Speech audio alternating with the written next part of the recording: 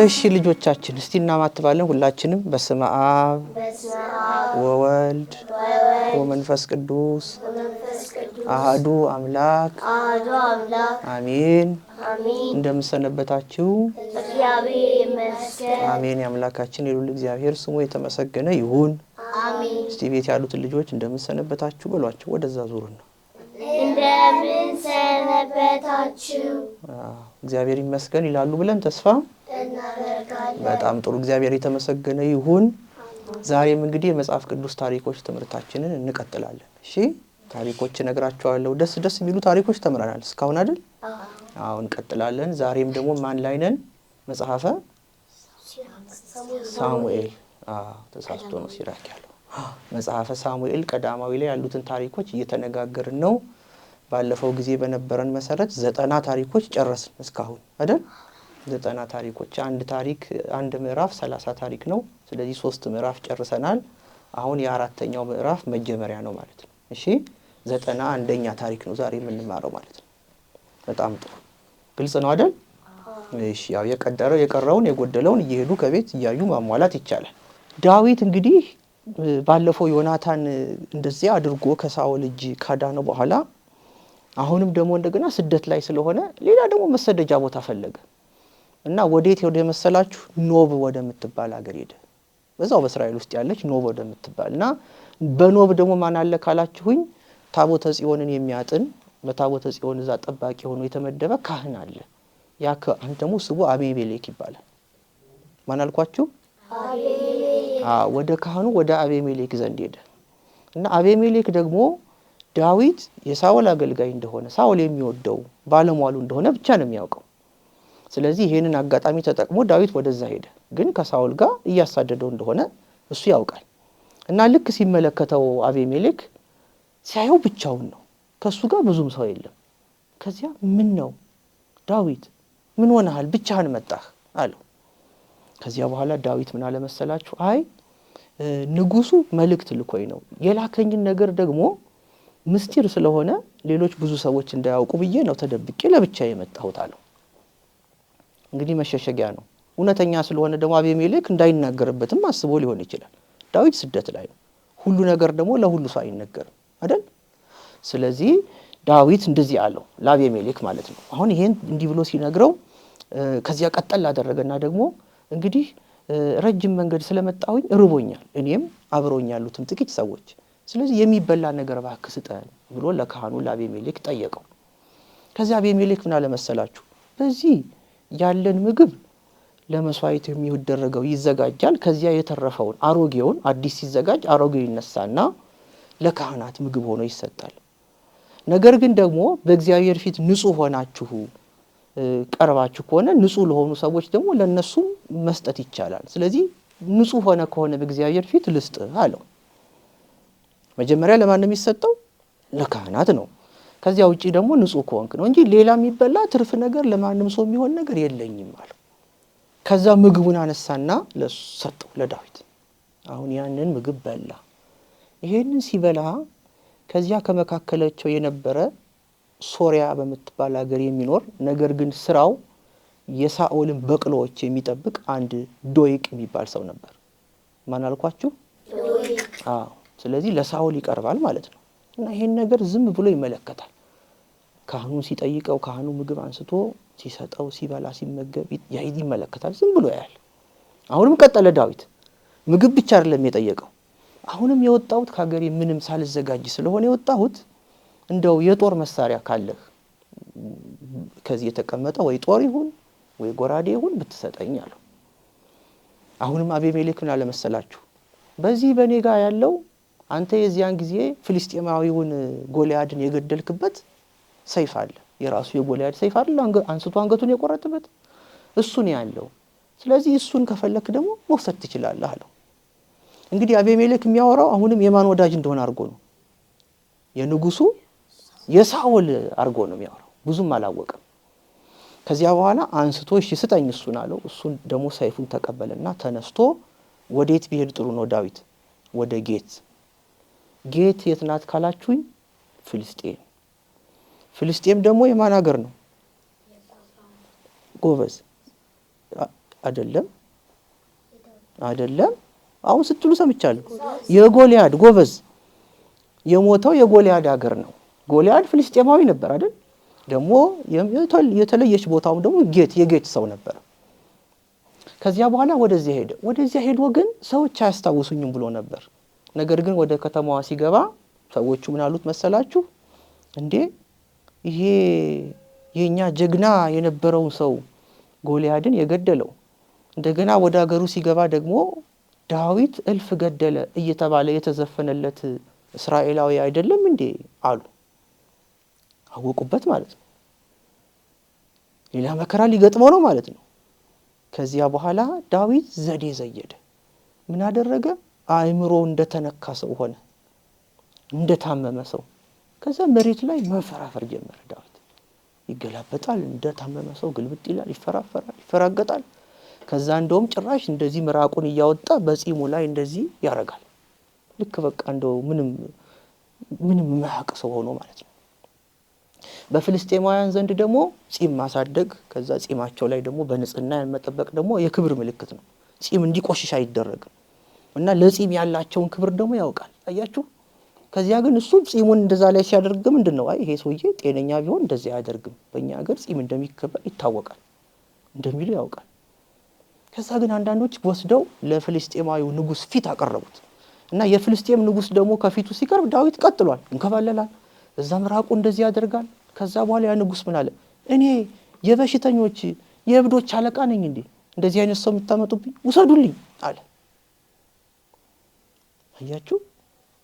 ነገር ግን የሱን ጀግና የነበረውን ሰው ጎልያድን የገደለው ዳዊት ነበር በእጁ ስር ወድቆ የነበረው። እግዚአብሔር ግን ዳዊትን ስለሚጠብቅ የጠላቶቹንም አይን እንደዚህ ስለሚጋርድለት ሐሳባቸውንም ስለሚሰርቅለት ያ ንጉስ ሌላ ሰው አድርጎ ዞር በል ውሰዱልኝ፣ እኔ አልፈልግም እንዲህ አይነት እብድ ሰው ይሆን አለ። አይምሮ የተነካ ሰው አልፈልግም አለ። ከዚያ በኋላ ልክ ይሄንን ሲናገሩት ዳዊት ቶሎ ብሎ ወጣና ከዛ እብድ መስሎ ወይም ታማሚ መስሎ በዚያ በውጭ ቆየ። ከዚያ በኋላ ልክ ሰዎቹ ዞር ማለታቸውን ሲያውቅ እየሮጠ ሄደና ወደ አንድ ዋሻ ውስጥ ተደበቀ። አብሮ የነበሩትም ሰዎች ጥቂት ነበሩ የነበሩት፣ ከየቦታው እየመጡ በዚያች ዋሻ ውስጥ ተደበቁ። በኋላ ዳዊት ምን አለ? ይሄ ነገር ከተነቃብኝማ ሳኦልም በዚያ ቤተሰቦቼን ይገልብኛል ብሎ ስላሰበ ወንድሙ ልክ የዚህ አይነት ሐሳብ የነበረው ወንድሙ ዳዊት ብዙ ወንድሞች ነበሩት አይደል? አንደኛው ወንድሙ ሄደና ቤተሰቦቹን አመጣለት። ከዛ ቤተሰቦቹን ሰብስቦ ሞአብ በምትባል ሀገር ለነገሰ ንጉስ አንድ ንጉስ ነበር፣ ቢያንስ እሱ ይረዳኛል ብሎ ለሞአብ ንጉስ እንዲጠብቅለት ሰጠው እና እሱም መኖሪያውን በሞአብ ለማድረግ ፈለገ። ነገር ግን ይወላችሁ ዳዊትን የበለጠ የሚጠብቀው ማን ነው ብያቸዋለሁ? ስለዚህ የሚመራው እግዚአብሔር ነው። እሱ ባሰበበት ቦታ ብቻ አንዳንዴ ያሰበው ይሳካል። አንዳንድ ጊዜ ደግሞ አይ አንተ ባሰብከው ቦታ ደግሞ ሌላ ጠላት አለ፣ አንተ ገና ንጉስ ልትሆን ነው ብሎ እግዚአብሔር ስለሚጠብቀው አሁን ደግሞ ጋድ የሚባለውን አንድ የሳሙኤልን ተማሪ ላከለት። ለዳዊት ትክክለኛውን ነገር የሚነግረው የእግዚአብሔር ሰው ማን ነበር? ሳሙኤል ነበር አይደለ? አሁን ደግሞ ሳሙኤል በጣም ስላረጀ ደግሞ ጋድ የሚባል ነብይ መጥቷል እና እሱ ከሳሙኤል ተማሪዎች መካከል አንዱ እንደነበረ ይነገራል። እና መጣና ምን አለው? አይ በዚህ በሞአብ መቀመጥህ ደግሞ ለአንተ ጥሩ አይደለም፣ ስለዚህ ተነሳና በይሁዳ ምድር ወዳሉ ወደ ምድረ በዳዎች ውስጥ ሂድና በዚያ ተቀመጥ አለው። የእግዚአብሔር መልእክተኛ መሆኑን ያውቃል። ስለዚህ ቶሎ አለና ከዚያ ወጣ። በይሁዳ ምድረ በዳ ውስጥ ሳሬቅ የምትባል ቦታ አለች። ስሞቹ ብዙ ናቸው፣ በኋላ ስታነቡ ትከልሳላችሁ። እሺ፣ ሳሬቅ የምትባል ቦታ አለች። በዛች በሳሬቅ ሄደና ተቀመጠ ዳዊት። አሁን የዚህን ጊዜ ይውላችሁ በሳሬቅ ተቀምጦ ሳለ እግዚአብሔር እንዴት አድርጎ እንደሚጠብቀው ሰዎች በጆሮአቸው እየሰሙ ሲመጡ እግዚአብሔርም ሲያዘጋጀው ዳዊትን የዳዊት የሚከተሉ ሰዎች ብዛት 400 ደረሰ። ወዳለበት ቦታ እየመጡ ሲጠራቀሙ ስንት ሆኑ? ስንት ደረሱ? 400። አሁን ሳኦል ግን ይወላችሁ እንደዚህ መለስ ያለ ቢመስልም በጣም ይናደዳል። አሁንም የኔን ብቻውን ንግስና ብሎ ያስባል። ደግሞ ያርኩስ መንፈስ ይመጣና ደግሞ ይጫወትበታል። ስለዚህ አሁንም ምን አደረገ መሰላችሁ? ዳዊት ያለበትን ቦታ ማሰብ ጀመረ። በዙሪያ ያሉትን ሰዎች ሰበሰበና እናንተ ወዳጆች አይደላችሁ እንዴ? እኔ ንጉሳችሁ ነኝ። ለምንድነው ዳዊት ያለበትን ቦታ የማትነግሩኝ ብሎ አላቸው። የሚያውቅ የለም፣ ዝም አሉ። ነገር ግን አንድ የሆነ ሰው ያውቅ ነበር። ያ ሰው ማን ነበር? አይደለም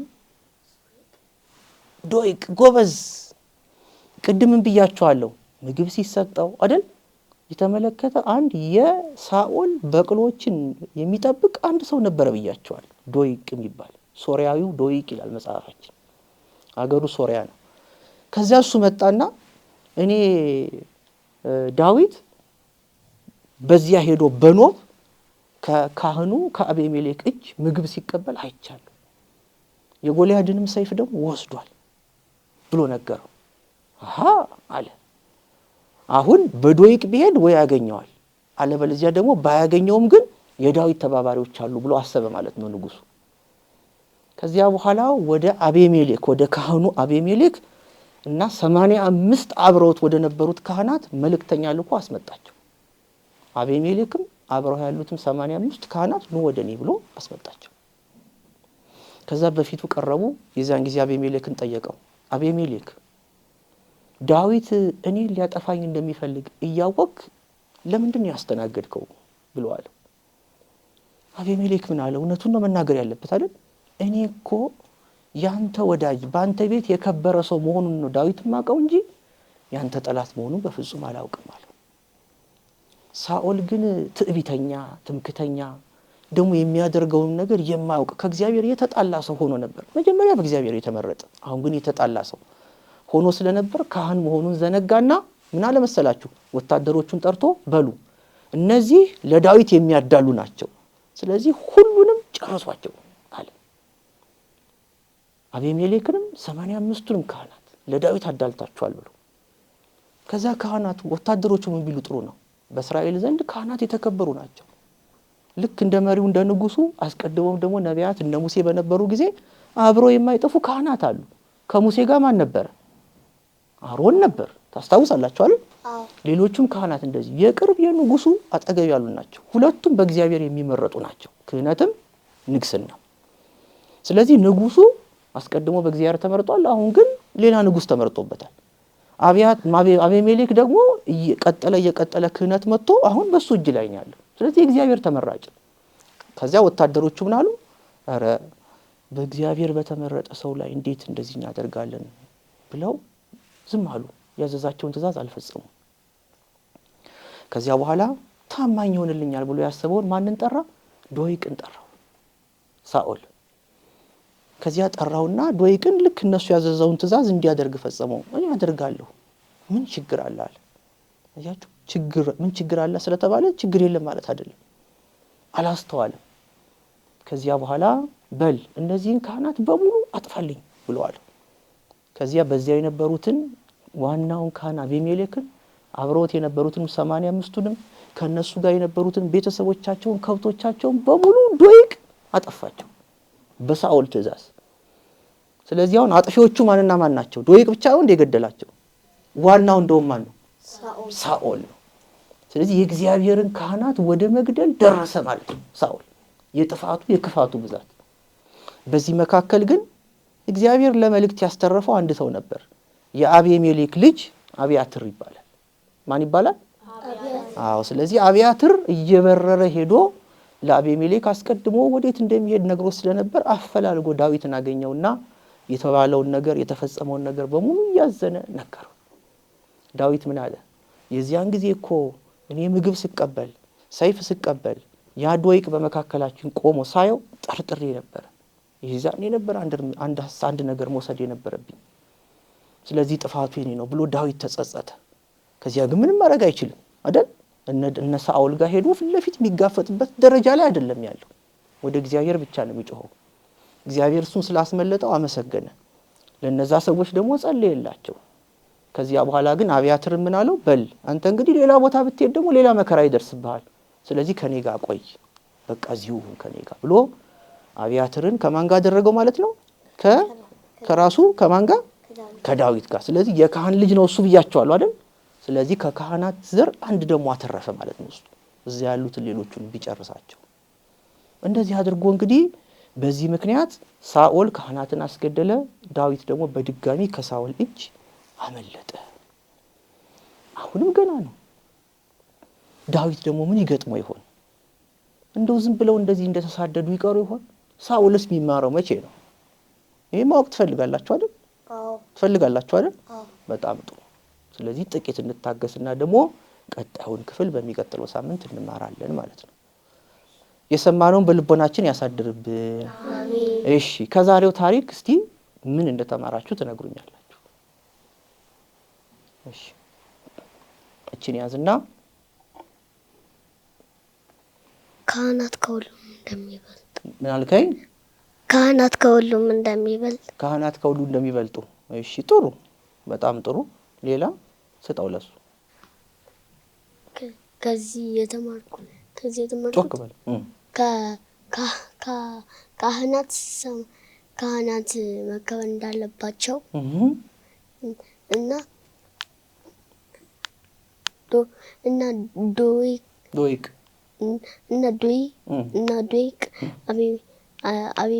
አቤሜሌክን እንደገደለ። ጥሩ፣ በጣም ጥሩ። ስለዚህ እኛ ምን ማድረግ የለብንም? ሰዎች የለብንም፣ በቃ ማጥፋት የለብንም። በጣም ጥሩ። እሺ፣ ስጠው ለሱ። ከዚህ ታሪክ የምንረዳው ካህናትንም ሆነ ማንኛውንም ሰው መግደል እንደሌለብን እና በማንኛውም ሰው ክብር ያለውንም ሆነ ኃጢአተኛ የሆነም ሰው ማክበር እንዳለብን። በጣም ጥሩ። ማን ነው እንደዛ ያደረገው ያከበረው? ያላከበረው ዶይቅና ሳኦል ናቸው። ያከበሩ ደግሞ የሳኦል ወታደሮች። ጎበዝ፣ በጣም ጥሩ ጎበዝ። ስጣውሽ ዛሬ ብዙ ነው ጎበዞች። እኔ ከዚህ ታሪክ የተማርኩ ክፋት ምንም እንደማይጠቅም። ማን ነው ክፉ የሆነው? ሳኦልና ዶይቅ። እሺ፣ ጥሩ። እኔ ከዚህ ተማርኩት እግዚአብሔርን መፍራት እንዳለብን። ምኑ ጋር የተማርከው? እሱ ወታደሮቹ ካህናት በእግዚአብሔር የተመረጡ ስለሆኑ እኛ አንገልም ያሉበት ሰዓት። በጣም ጥሩ፣ በጣም ጥሩ ጎበዞች። እሺ፣ አምጣ እስኪ ደግሞ አሁን በእህቶቻችሁ በኩል ደግሞ እንሰማለን። እሺ፣ እሺ። ማዶት እኔ ከዚህ ታሪክ የተማርኩት ካህናትና ንግስና እኩል እንደሆኑ፣ በንግስና መካከል ካህናት ላይ ክፉ መፈጸም ኃጢአት እንደሚባልብን እሱን የተማርኩበት ቦታ ለካህናትና ንግስናውን እኩል አድርገው ያከበሩት የሳኦል ወታደሮቹ ናቸው። ግን ንግስናና ክህነትን ከሁለቱ መካከል ንግስናን አስበልጠው ካህናትን የገደለው ዶይቅ ክፉ ስራውን እግዚአብሔር እንደሚቀጣው እና ሳኦል ደግሞ ክፉነቱ የት እንደማያደርሰው። በጣም ጥሩ። እሺ፣ እሱም ወደፊት የምንማረው ነው። እንደውም ክህነት ማለት ሰማያዊ ሹመት ነው። ከንግስና ይልቅ የበለጠ ከሰማይ የሚሰጥ ሹመት ነው እና እሱም ማክበር አለብን። በጣም ጥሩ ነው። ስጫት ለሷ የመጨረሻ። እንደ ዶይቅ ተንኮለኛ መሆን የለብንም። እሺ፣ ተንኮለኛ መሆን የትም አያደርሰንም። በጣም ጥሩ። ንግስናና ክህነት እኩል ናቸው። ይህን ደግሞ ያከበሩት የሳኦል ወታደሮች ናቸው። ይህን የተማርኩበት ቦታ ደግሞ የሳኦል ወታደሮች ሳኦል ካህናቱን ግደሉልኝ ሲል እነሱ የክህነትንና የንግስናን ክብር የንግስናን ክብር ሳያስበልጡ ካህናቱን አልገድልም ያሉበት ቦታ። በጣም ጥሩ፣ በጣም ጥሩ ጎበዞች። እሺ፣ ጥሩ ተናግራችኋል። የገባችሁን በደንብ አስረድታችኋል። ቤት ያሉትም ልጆች ወደዚህ ዞር በይ። ቤት ያሉትም ልጆች ጥሩ ነገር እንደሚያስታውሱ እርግጠኛ ነኝ። እኔ ደግሞ ከታሪኩ መያዝ ያለባችሁን ነገሮች በደንብ ሰብሰብ አድርጌ ልንገራችሁ። እሺ፣ የመጀመሪያ ለክብረ ክህነት ወይም ክህነት ለመከበር የሳኦል ወታደሮች ያደረጉትን እናንተ ነግራችሁኛል አይደለ? ደግሞ ይሄ በኦሪት ጊዜ የተፈጸመ ታሪክ ነው። ወደ አዲስ ኪዳን ስትመጡ ደግሞ የበለጠ እንደውም ክህነት ትበልጣለች ከንግስና። ንጉስ ከመሆን ምን መሆን ይበልጣል? ካህን መሆን አይደለ? አስቸጋሪ ይመስላል ንጉስ መሆን አይደል? ደግሞ ነው ረጅም መንገድም ይኬድበታል። ብዙ ሰውም ንጉስ አይሆንም። ክህነት ብዙ ካህናት ሊኖሩ ይችላሉ። ግን ለምን ካላችሁኝ ክህነት የሚሰጠው ሹመቱ ራሱ የምን ሹመት ነው? ሰማያዊ ሹመት ነው። በምድር የሚሰሩት በምድር የሚያስሩት በሰማይ ይታሰራል። በምድር የሚፈቱት በሰማይ ምን ይሆናል? ይፈታል። ንጉስ ግን ቢያስራችሁ በምድር ነው የሚያስራችሁ። ግልጽ ነው አይደል? ስለዚህ ከአዲስ ኪዳኑ ከዚህኛው ጋር እንዳይምታታባችሁ። በዚያን ጊዜ ግን ንጉስም ሆነ ካህንም ሆነ ሁሉም መከበር አለባቸው፣ በየትኛውም ዘመንም ቢሆን፣ በዚያም ብቻ ባይሆን። ስለዚህ እሱን ካህናትን አክብረው ንጉሱም ቢሆን ክህነቱ የእግዚአብሔር ሹመት ነው ብለው የተው ወታደሮች እንዳሉ ከነሱ እንደተማራችሁ ነግራችሁኛል። እሱን በደንብ ጠበቅ አድርጋችሁ ያዙ። ሌላ ሁለተኛ በችግር ጊዜ ከችግር መውጫ ዘዴ ያልተማራችሁ ማን ነው? ዘዴውን ያስተማራችሁ? ዳዊት። አዎ ዳዊት በዚያ ሊገሉት ባሉት በቃ ያጠፉታል እኮ ጀግናቸውን ገሎባቸዋል። ስለዚህ በእነዚያ ሰዎች መካከል ያችን ጊዜ ለማለፍ ብሎ ወዲያው ዘዴ ፈጠረ፣ እንደታመመ ሰው ሆነ። ስለዚህ በአጠቃላይ የዳዊት አይነት ብልሃትን ብቻ ባይሆን ችግር ሲገጥማችሁ ግን ከመደንገጥና ከመፍራት የበለጠ ወይ ጀግና ሆኖ መጋፈጥ ነው፣ አለበለዚያ ደግሞ ዘዴ መፈለግ አለባችሁ ማለት ነው። በዘዴ ይሄን ጨለማውን ክፉውን ጊዜ ማለፍ ያስፈልጋል። እና በትምህርታችሁ የሆነ ሀገር ብትሄዱ በአካባቢያችሁ በአገራችሁ መከራ ቢገጥማችሁ ያን መከራ ማለፊያ ዘዴ መፈለግ ያስፈልጋል ማለት ነው። መጽሐፍ የሚጠቅመው ለዚህ ነው። አያችሁ፣ አንድ እውቀት ይነግራችኋል፣ ዘዴ ይነግራችኋል ማለት ነው። እንዴት በምድር ላይ መኖር እንዳለባችሁ ጭምር ይነግራችኋል። ስለዚህ ይሄን እንድታውቁ ነው። ሶስተኛ ደግሞ የሳኦል ጭካኔ ነው። ሳኦል የበለጠ ጨካኝ ሆነ አይደል? አሁን መጀመሪያ መናቅ መቅናት ነበር። ከዚያ በኋላ ጭራሽ ጦር መወርወር ጀመረ። ከዚያ ወታደር ውሰዱ ሂዱ ግደሉ ማለት ጀመረ። አሁን ደግሞ ጭራሽ ከሰዎችን በላይ ሹመት የተሰጣቸው ምኖችን አስገደለ? ስለዚህ አንድ ጊዜ ክፉ ስትሆኑ ያን ክፋት ቶሎ ብላችሁ ካልተዋችሁ ሰይጣን ደግሞ ይሄን ስለሚወድ ወዳጅ ያረጋችኋል። ስለዚህ በክፋት ላይ ክፋት፣ በክፋት ላይ ክፋት፣ በክፋት ላይ ክፋት እየጨመራችሁ የበለጠ ክፉ እንዳትሆኑ መጠንቀቅ አለባችሁ ማለት ነው። ገብቷችኋል? ምክንያቱም ክፋት መጨረሻችን እንዳያምር ነው የሚያደርገው፣ ከእግዚአብሔር ያጣላል። ይሄ እንድትይዙ ነው። የሰማነውን በልቦናችን ያሳድርብን። አሜን። ሁል ጊዜ እንደምላችሁ ጽኑ፣ በእምነታችሁ ጠንክሩ፣ በትምህርታችሁ ታዘዙ፣ ለእናት አባታችሁ ለታላላቆቻችሁ ደግሞ ተፋቀሩ። እርስ በርሳችሁ ተስፋ አላት በእናንተ ቅድስት ቤተ ክርስቲያናችሁ ኦርቶዶክሳዊት ተዋሕዶ ሃይማኖታችሁ ኢትዮጵያ ደግሞ ሀገራችን ሀገራችሁ። ይህን በልቦናችሁ ይጻፍላችሁ ይፈጽምልን። እቤት ያሉትን ልጆች ሰላም ሁኑ፣ ሰላም ያገናኘን በሏቸው። ወደዚያ ዙሩ። ሰላም ሁኑ፣ ሰላም ያገናኘን። አሜን። ሰላም ያገናኘን።